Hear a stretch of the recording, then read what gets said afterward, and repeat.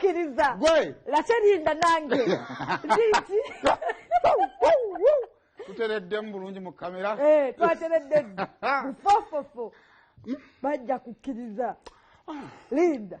Waliwo ekiri ku mmeeza kyagenda okugamba. Kazabeera musudia. Tukola ki? Musudia. Siri mukusudia. Mazima. Kazabeera musudia nnyo kofunye enzo omaze ebiro wala. Kisajja kwetereza.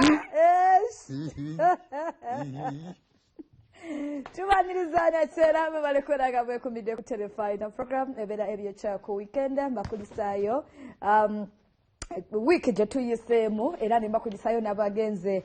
mu fire concert ewa Fababy. Thank you so much. Mwebale kufuula lunaku lw'Owini olw'enjawulo lunaku lwo olwasookedde ddala okubeera ng'akola concert ddala yagenze mu byafaayo ezimu ndowooza ku ezo concert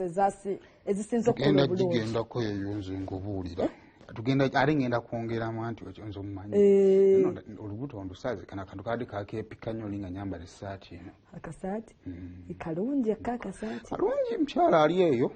yalonda bulungi naye maama fuluyo ekintu kiŋŋamba yogera nja kuba weerabisizza ekintu kiŋŋamba yogera kuba weerabisizza omuntu waaba olaba obeerawo nga omuntu bamuwa tokola lugambo ekintu kino kizita kigambe nzikiriza nja kufa baaba ate mama kyeki n'abaawo nkuba kisiyeetonya naye ng'ogamba otya bannange mbeerayo n'enkusaasa nengamba kati omwana tu obudde bwe bw'empewo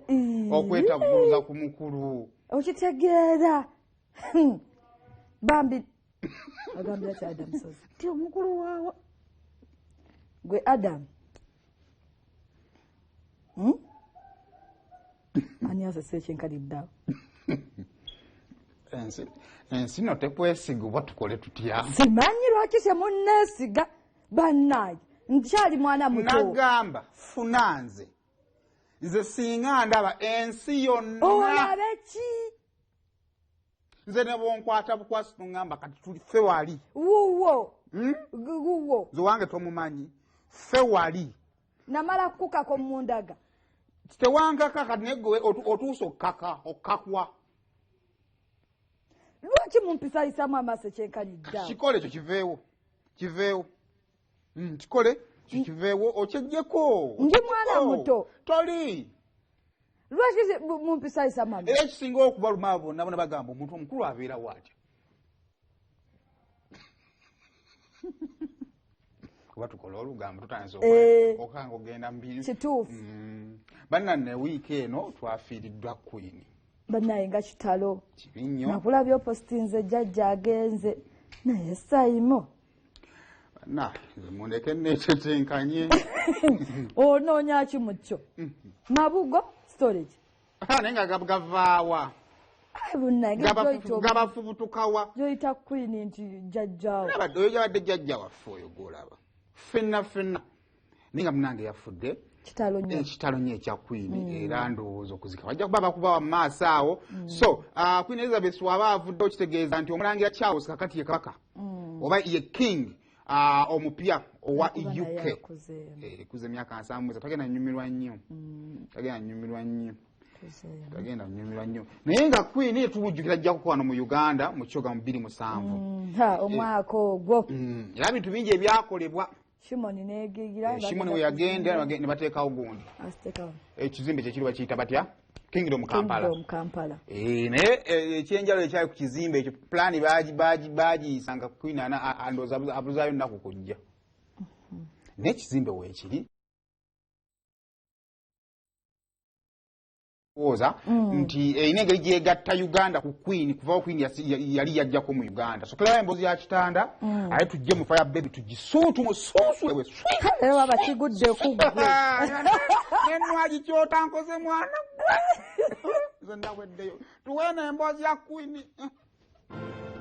ng'enaku z'omwezi 28 Apuli omwaka gwa 2054 bannayuganda abaliwo bafuna ku mukisa okwerolera ku nnabakyala wa Bungereza Elizabeth II eyagenyiwala mu ggwanga lya Tto n'akulungula ennaku wazinda basatu era agenda okukyaluka ng'eggwanga limuganyuddwa mu byansusso kubanga ye yaggulawo bibiro ly'amasannyalaze erya Oilfields Dam. nga yakakyaluka abali bakulembera eggwanga mu biseera ebyo baasalawo wabeewo ekintu kyonna ekizimbibwa okujjukirirako okukyala kwa Nnabakyala era ne kisalibwawo wazimbibwewo essaawa era neetekebwa mu masaŋŋanzira agawula oluguudo oludda Ensambya oludda Entebbe wamu n'oluyingira ekibuga bannansi gye banaalaba nga ne beefumitiriza ku kukyala kwa Nnabakyala oba oliawo n'okunyumiza abo abaliddawo we butuukidde olwaleero ng'essaawa eno yasigala mu bifaananyi kubanga enteekateeka z'okuzimba oluguudo lw'omu bbanga oludda Ejjinja terwagireka waggulu era mukadde kano kizibu okutuuka mu kifo kino n'otegeera nti ddala wano waliwo essaawa ya Queen nga wayise emyaka 53 kasokedde Nnabakyala akyaluka kuno mu mwaka gwa 2007 yaddamu n'asiima okuddamu agenyiwaleko mu ggwanga eddulu lya Afrika era enteekateeka zaali z'amaanyi okusobozesa okukyala kwa Nnabakyala okubeera okw'omuggundu mu byakolebwa mwalimu enguudo ez'enjawulo kwe yali alina okuyita wamu n'abakulembeze b'amawanga agali mu luse lwa Bungereza waliwo okuzimba wooteeri mwe bannasula okuteeka amataala kumpi mu buli kanyomero k'ekibuga okusimba emiti n'ebimuli ku nguudo ezitali zimu n'enteekateeka endala essomero lya Kittante Primary School nga kati lyakazibwako lya Queen's School Nnabakyala yagenyiwalayo era okukulaakulana kw'essomero lino okusinga kwatuukibwako lwa kujja kwe tebalirongoosa byonna amadiisa ne bagajjamu ne bateekamu amapya ne balongoosa ebibiina seminti ne bateekamu omupya tulina amphitheatre yaffe ne bagirongoosa yali teriko mabaati ne bateekako amabaati. Jenny Kyakuwa Mugisha nga yakulira essomero lino yenyumiriza mu kukyala kwa Nnabakyala ku ssomero lino kubanga kwaliyamba nnyo okumanyika okukira ku masomero amalala n'omuwendo gw'abayizi ne gulinnya okuva ku baana 1500 kutuuka ku baana 3.5 essomero be lirina mukadde kano. Betty Bitainesha nga musomesa ku ssomero lino y'omu ku abo abaaliwo era ye yatendeka kwaya y'abayizi abayimbira Nnabakyala essanyu lye yafuna nga alabye ku Nnabakyala taddangamu kulifuna era olwaleero abadde wakwambala lweru yayambala ku lunaku lwe yamulabako kyokka olw'okuba nti emyaka gye weerekedde olugoye luno terukyamutuuka. Twali mu masuuti era ku makya kuno nzijukidde n'enjagala nzireyo kasuuti kange nkambale naye nga sikaati tekyantu kubanga mbadde mpulira njagala mbeere nga muve eyo nzijukire nga bwetukungubaga nga bwetukungubagira Queen eyatukyalirako kubanga essomero ffe ng'essomero twafunamu nnyo era n'okuva olwo eno tugamba nti Kittante Primary School nga Queen's School. Salamalo lwe luguudo lwakozesebwa Nnabakyala n'abakungu abalala bwe bali boolekera emunye ku Speak Resort kyokka mu kadde kano kizibu okukkiriza kino olw'embeera gye lulimu abaganyi agalujjudde. Kaakati Queen twandimujjukidde olw'oluguudo luno ekisooka oluguudo luno ddo lwafa dda alulinga olugendo lwe walumba ettanda ekirala kye twalimujjukiddeko kye twalinyumiriza abaana ssaawa ya Queen agijjawo ebijjukizo ebyaliwo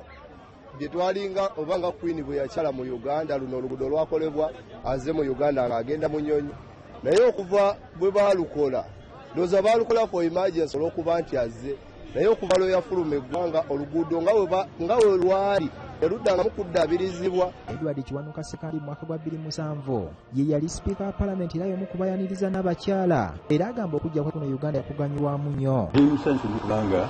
waliwo ebifaananyi bingi bigenda bimawulire si kaakati nkyanga afudde ebinda bimu Mulungi yali speaker by then najja n'afuga ebisanja bibiri nga vice president. Ebbanga liyita bannaye gundi sirikako naawe ebbanga liyita naye nga kale tukubagiza eggwanga lyonna okutwaliza awamu bigayo yaleese obujulizi obutulaga nti nno asobola okukungubaga ali mu bigere ebikungubaga manyi bannayuganda bawakana yajjeeyo empapula ze